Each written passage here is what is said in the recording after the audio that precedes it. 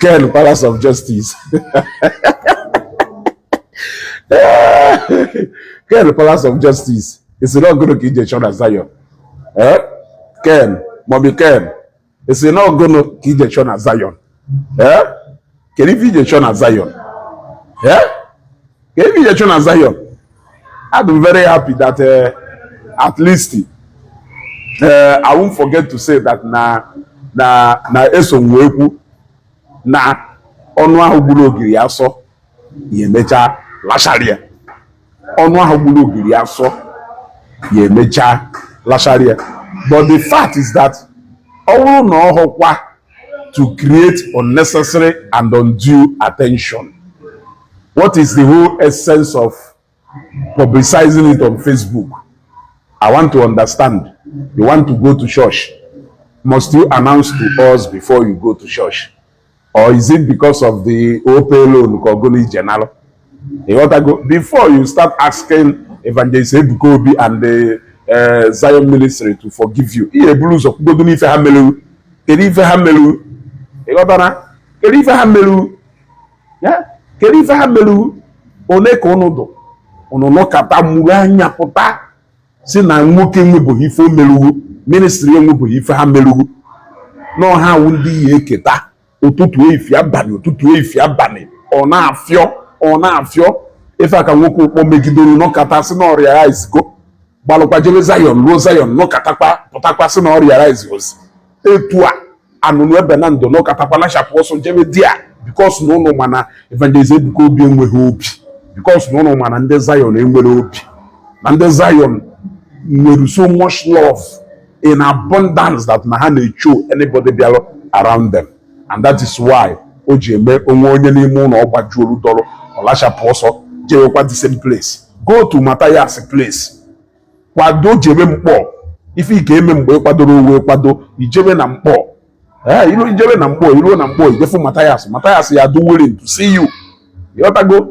Because that media backlash will be done. I am still trying to understand what could have been the whole essence of that media backlash. On Zion Ministry.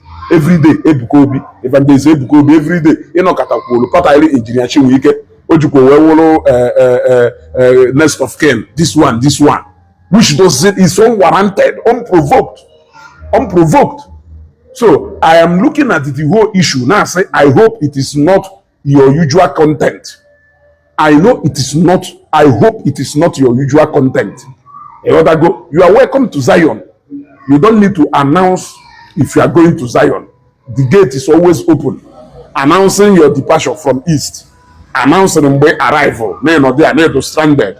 And sending your apology after the church service. You are always welcome. That place is a church and it's a place of worship. So you are always welcome there. There is no need to create the publicity around it. There is no need to draw unnecessary attention around it. That place is a place of worship. You can go there and worship God. You got to go. I haven't say it's in a problem, OPE or money point. But I am telling you that now, okay, most of you name me phone name. I will go no and don't know what I name if I will alarm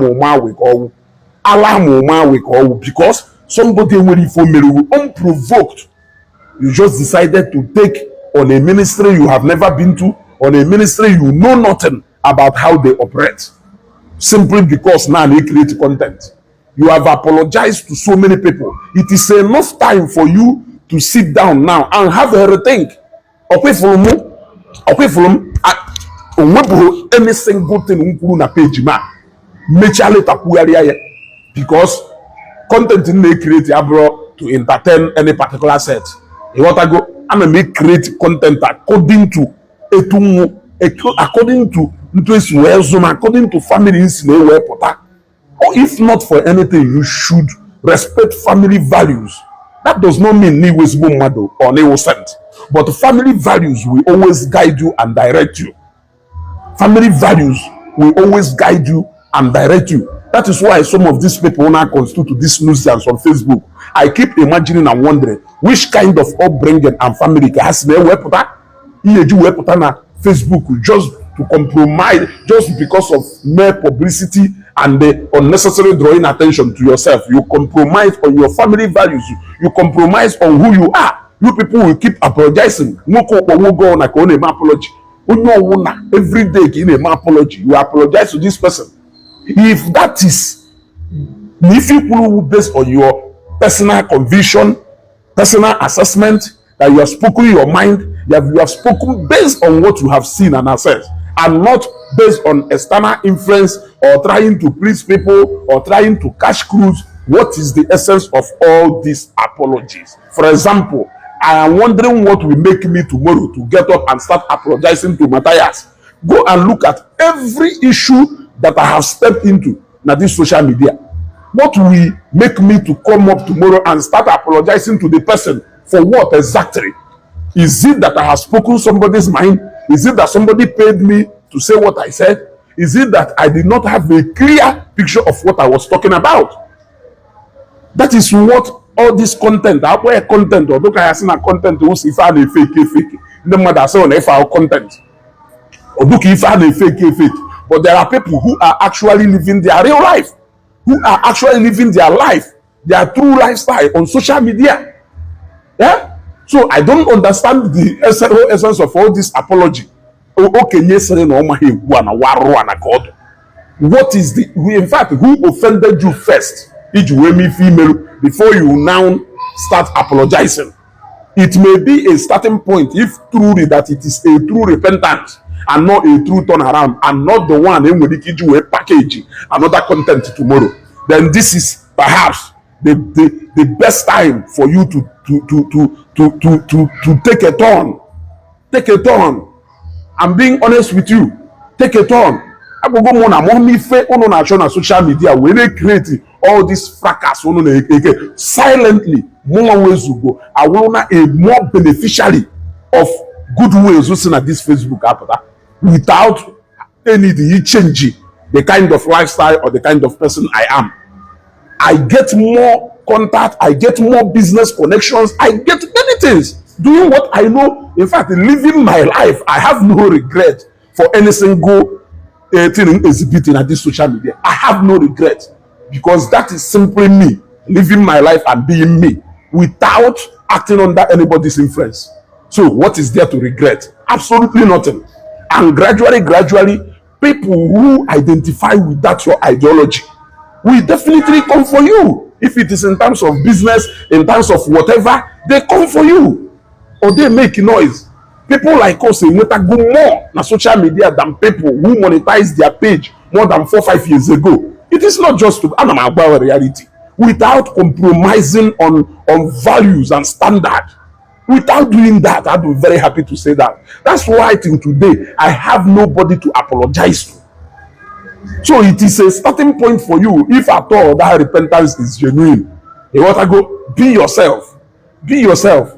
Things will come around. Anything a mandatory endorsement, mandatory at the end of the day, you end up apologizing because you did not act based on who you are. You want to go? So I intentionally decided not to talk about you the day he puts through going to Zion, because Zion is not my personal home and it's not anybody's personal home.